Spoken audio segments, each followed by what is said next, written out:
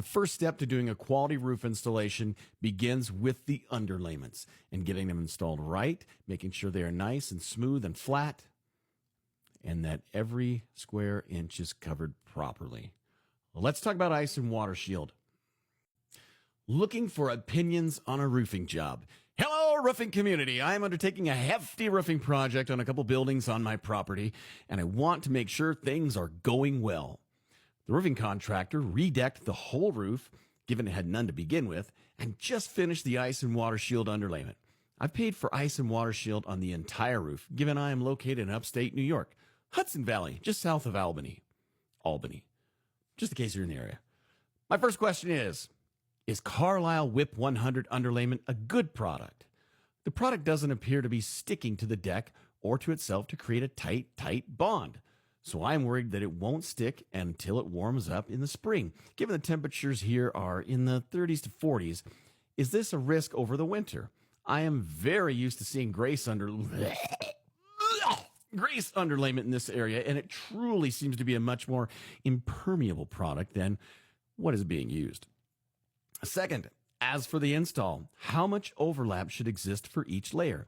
Is it okay to be using staples that are then exposed before the shingles go on top? And should the underlayment go all the way up to the ridge? Will that block airflow from the ridge vent? This will be an entirely vented ridge. Lastly, is it safe to assume that my roofer should be creating a chimney cricket for the chimney that is close to the bottom edge of the roof, even if a cricket didn't exist to begin with? This would seem logical, particularly given the chimney has some initial cracks, which will likely get worse if more water or ice builds near the roof. I appreciate any and all advice on this one. I am not trying to be a psycho. And a back west drive. I don't know what a back west drive is, so I will not accuse you of being a back west drive. But I'm also trying to make sure that they do a perfect job. Thanks all. Okay, well, let's get into your questions. Is Carlisle Whip 100 a good product, you put? Yes, I think it's a good product. Now, Grace Ice and Water Shield has this mystique, this aura in the roofing industry of being the be-all and end-all of ice and water shields. I mean, I don't like Grace. I personally don't use it. 3 reasons mainly. 1, it sucks to work with. 2, it really sucks to work with. And 3, it really, really sucks to work with. And for those 3 reasons, I don't use it. Also, additionally, I have tore off roofs in my area that had Grace Ice and Water Shield on them.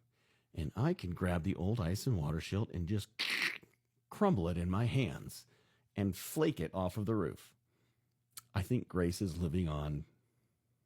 I think they're living on their old reputation from the 80s and stuff. That's just me personally. Whenever I want to use a really high-end ice and water shield, I personally prefer to use the titanium PSU. It's made for going under metal roofs, but it's awesome. It has a double locking seal, and it's a lot nicer to work with and better to walk on. So that's why I use it. As far as Whip 100, I typically don't use the Whip 100 product from Carlisle. Not because I think it's bad, but because for me, it is slicker than snot, okay? It's a lot of dust and things on it. I'm not sure if they're just trying to make it so that it can be used as cat litter later on down in its life cycle. I'm not sure what the deal is, or if they're trying to thin out the roofing community by getting a few of us to ourselves by sliding off of a roof. But that's why I personally don't use it unless it's a lower pitch roof.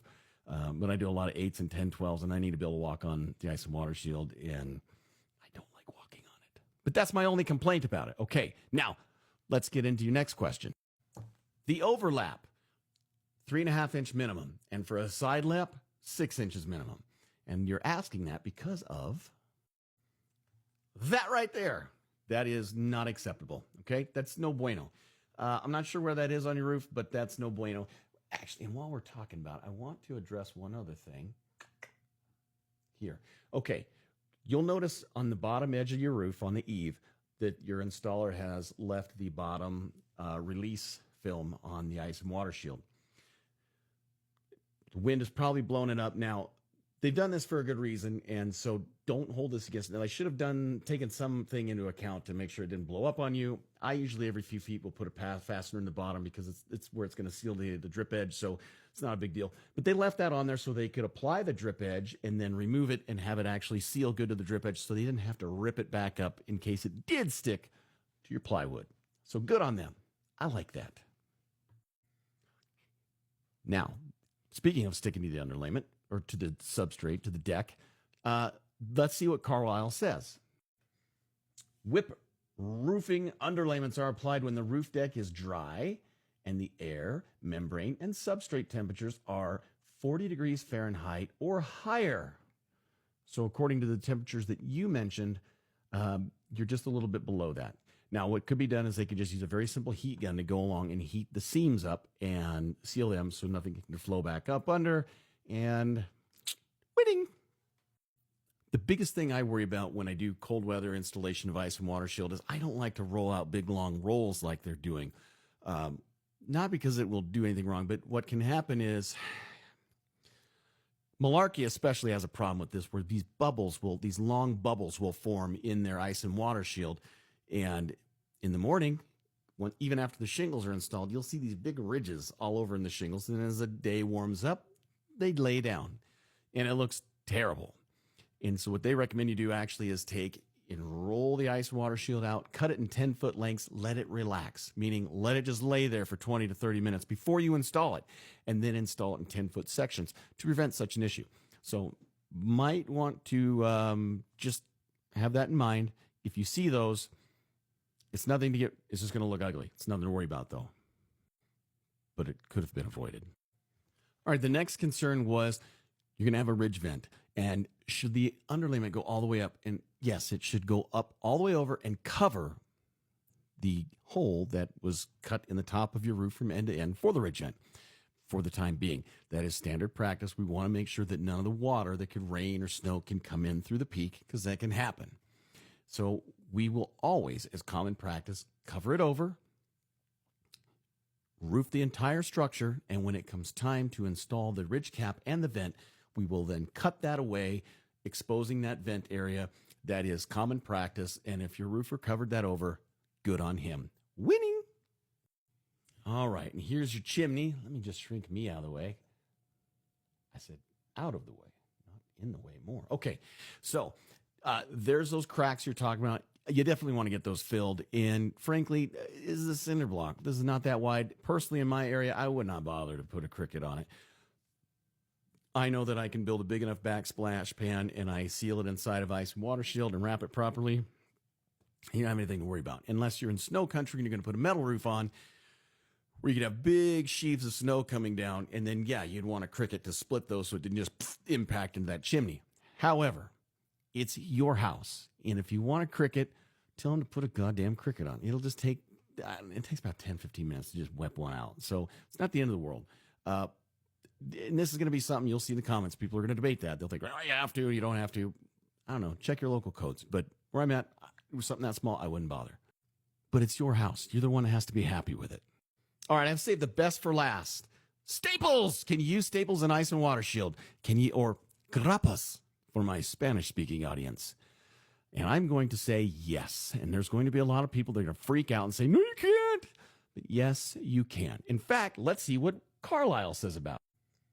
Self-sealing membrane seal around roofing nails, staples, and screws, or clavos, grapas, and what is it, tornados? I'm not that great at Spanish speaking. I fake it. Okay, now, in the area of the country I'm in Montana and stuff, we in North Dakota, we get serious snow just like you guys do, and we all have used staples for years to apply ice and water shield with zero problems. Now, some people are going to say, you can't do that. Well, right there, it says it's made to seal around staples, so it's clear it's okay.